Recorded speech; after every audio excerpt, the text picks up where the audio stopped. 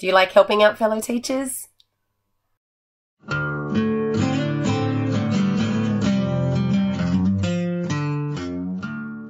Hi guys, welcome to Talk and Chalk. I'm back. I'm going to do a super quick video today, totally unscripted. I have written nothing down for this one. I'm doing it off the top of my head. I want to talk to you guys about how we can help out our fellow teachers for the beginning of 2018. If you haven't seen all my links below, down there, click to select whatever, off you go, subscribe would be great. Let's get straight into it though.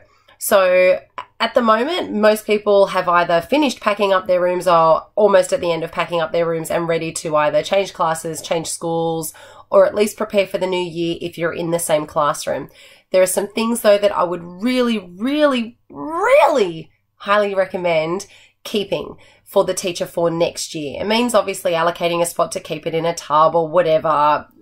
It's going to be a small thing to do for great rewards for the teacher for next year. At the school that I'm at, we currently have a system in place of keeping certain items from this year's class to be passed on to the next teacher so they have an idea of where the kids are at. Mainly work samples, obviously. So for my class, I have Year 2 at the moment. I'm going to be keeping just some assessment results from spelling and mathematics, and I'm also going to be keeping their entire writing book from this year.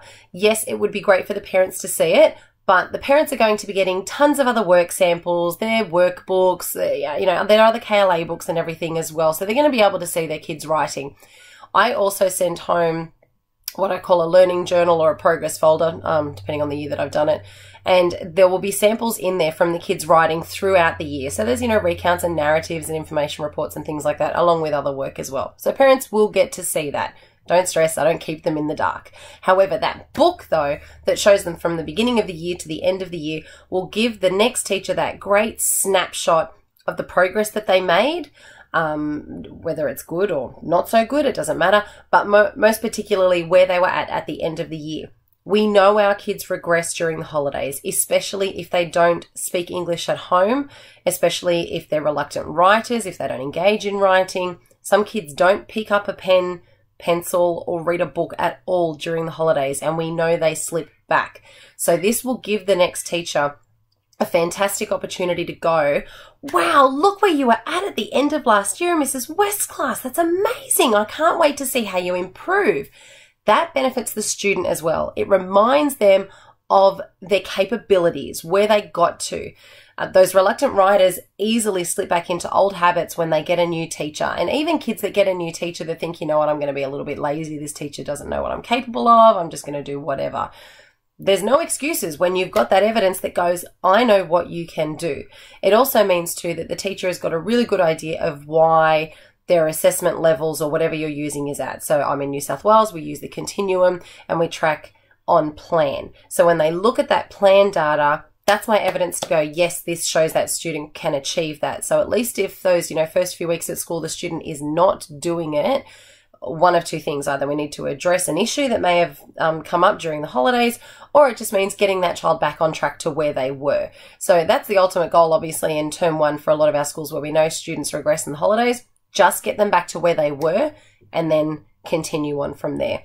If we can't get them back to where they were, we need to look deeper into that. And that's when you look at, talking to your supervisor or instructional leader or possibly even the learning support team if you need to. I also like to pass on a little bit more detailed mathematics stuff as well. So even just photocopying a couple of pages from their booklet that you think might be a good snapshot of what they can do. Another thing I recommend sending over is the last couple of running records you may have done in the classroom, because this will give the teacher a good idea of those specific areas of need. So whether it's a specific type of decoding or if it's, matching meaning or visual or whatever it is that they need, they'll have those assessments there to refer to see if that's a continuing problem, if it was just maybe for those books or whatever. When I do running records, I don't do them on those individual sheets. I do it in a book, and I don't have one to show you, unfortunately. Just picture a normal exercise book, student exercise book, and I snip it in half, so I end up with two booklets. I take one of those booklets, put the name on the front, and the entire year is the running record. So I put the title, the date, the level, and then any annotations or whatever observations that I've made go with it, as well as obviously the percentage and everything. So that teacher will not just have what they did at the end of the year, they'll be able to see where they were at the beginning of the year and how far they progressed, whether there was a lot or a little or on track or whatever. And if it's consistently the same issues occurring throughout those reading levels. So I'm going to be passing that on to the next teacher as well. But I mean, if you're someone who just does, you know, the sheets, it's not a problem, obviously, but I would recommend sending across a couple of the previous running records as well, because again, if that child regresses in reading, we can look at what that child was at the end of the year.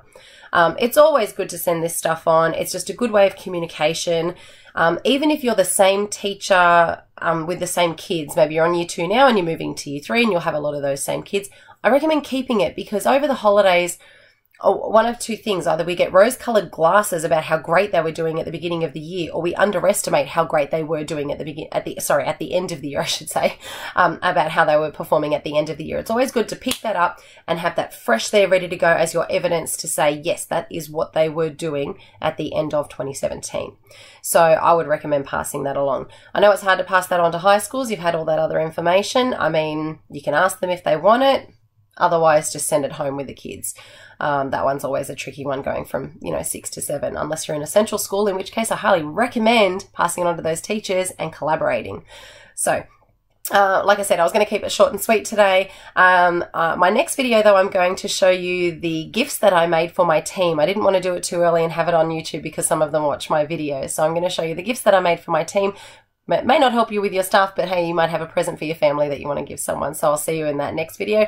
If you haven't clicked, like I said, all my things are below. I'll put my button there in case you want to subscribe, and I'll chuck one of my other videos at the top there as well. And I look forward to seeing you in my next video with my gifts. Thanks, guys. Bye.